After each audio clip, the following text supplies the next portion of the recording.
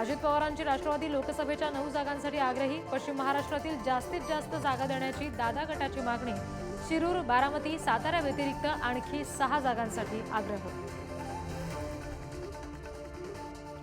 पंतप्रधान नरेंद्र मोदी आणि जे.पी. नड्डा आज नागपुरात. नड्डा भाजप युवा मोर्चाच्या राष्ट्रीय संमेलनाला संबोधित करणार, तर पंतप्रधान मोदी तेलंगणा दौऱ्याआधी नागपूरमधील बूथ अध्यक्षांशी संवाद साधणार. उद्धव ठाकरे आज मावळ लोकसभा मतदारसंघाच्या दौऱ्यावर. पनवेल, खोपोली, उरणमध्ये जाहीर सभा, तर अजितदादांच्या राष्ट्रवादीतून ठाकरेंकडे आलेल्या संजोग वाघेरे यांच्या उमेदवारीवर शिक्कामोर्तब होण्याची शक्यता. मुख्यमंत्री एकनाथ शिंदे आणि गणेश नाईक यांच्या बालेकिल्ल्यात आज आदित्य ठाकरेंचा झंझावाती दौरा. नवी मुंबईमधील तुर्भे, ऐरोली, घणसोलीमध्ये जाहीर सभा. ठाणे लोकसभेसाठी मोर्चे बांधणी.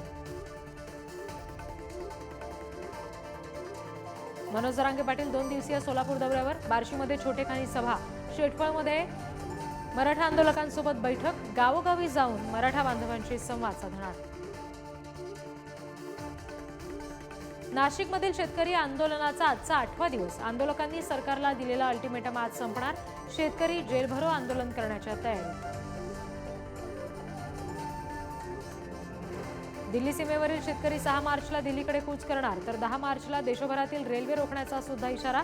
भटिंडामधील बैठकीत शेतकरी संघटनांचा निर्णय. आता मुंबई ते शिर्डी प्रवास आणखी वेगवान होणार. समृद्धी महामार्गाच्या 3ऱ्या टप्प्याचा आज लोकार्पण. भरवीर ते इगतपुरी मार्ग आज खुला होणार. उत्तर महाराष्ट्रातील जळगाव जिल्हा रुग्णालयात आईच्या दुधाची बँक. आईच्या दुधाची समस्या असलेल्या नवजात बालकांना होणार फायदा. मातांना करता येणार दूध डोनेट.